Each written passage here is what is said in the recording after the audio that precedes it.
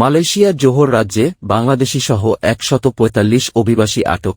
মালয়েশিয়ায় অসামাজিক কার্যকলাপ, বাংলাদেশিসহ আটক ৫৬। বিস্তারিত জানতে ভিডিওটির শেষ পর্যন্ত দেখুন। মালয়েশিয়ার জোহর রাজ্যে বাংলাদেশিসহ ১৪৫ অভিবাসীকে আটক করেছে ইমিগ্রেশন পুলিশ। শ্যামবার রাজ্যের অভিবাসন বিভাগের পরিচালক দাতুক মোহাম্মদ রুশদি মোহদ দারুস এক বিবৃতিতে এ তথ্য জানান।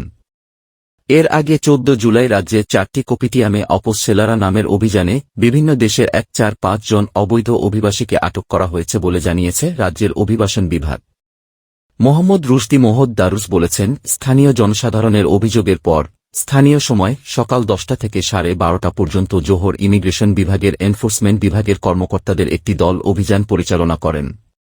পরিচালক বলেন, ৪টি কপিটিয়ামে অভিযানে মোট ২০৩ জন বিদেশি এবং স্থানীয়দের কাগজপত্র পরীক্ষা করা হয়।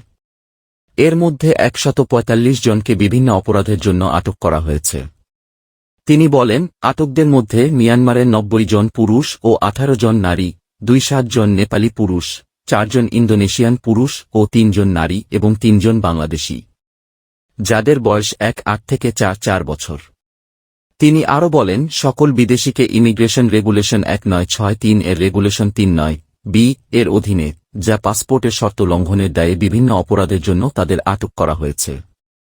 অভিবাসন বিভাগ, অভিবাসন আইন ১৯৫৯৬৩, পাসপোর্ট আইন ১৯৬৬, অভিবাসন প্রবিধান ১৯৬৩ এবং ব্যক্তি ও অভিবাসী চোরাচালান বিরোধী আইন ২০০৭ অপটিজম এর অধীনে অপরাধ করে এমন কোনো পক্ষের সাথে আপোস করবে না বলেও জানিয়েছেন পরিচালক।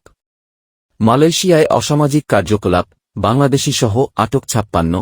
মালয়েশিয়ার রাজধানী কুয়ালালামপুরের প্রাণকেন্দ্র বুকিত বিনুতানিয়ে ৫টি ম্যাসাজ পার্লারে ইমিগ্রেশন বিভাগ অভিযান চালিয়েছে। বুধবার রাত ৯:৩০টার দিকে অভিযান থেকে ইমিগ্রেশন বিভাগের সদর দপ্তরের একটি দল বিভিন্ন অপরাধের জন্য বাংলাদেশিসহ ৫৬ বিদেশিকে আটক করেছে। দেশটির ইমিগ্রেশন মহাপরিচালক দাতুক রুসলিন জুসোহ বলেন, ২০ জন পুরুষ, ৪ বিদেশি মহিলা এবং ৩০ জন মালয়েশিয়ান সহ ৯ জনকে পরিদর্শন করা হয়েছে। এ সময় বাংলাদেশ, মিয়ানমার, থাইল্যান্ড ও সুদানের মোট ৫-৬ জনকে আটক করা হয়েছে। এক বিবৃতিতে তিনি বলেন, আটকদের বয়স ২০ থেকে ৫০ বছরের মধ্যে। তিনি আরও বলেন, অবৈধ ম্যাসাজ পার্লার পরিচালনার দায়ে ২ মালয়েশিয়ান নাগরিককেও আটক করা হয়েছে। এদিকে আটকদের পরবর্তী ব্যবস্থা নেওয়ার জন্য বুকিত জলিল ইমিগ্রেশন ডিটেনশন ডিপোতে আনা হবে বলে জানা গেছে।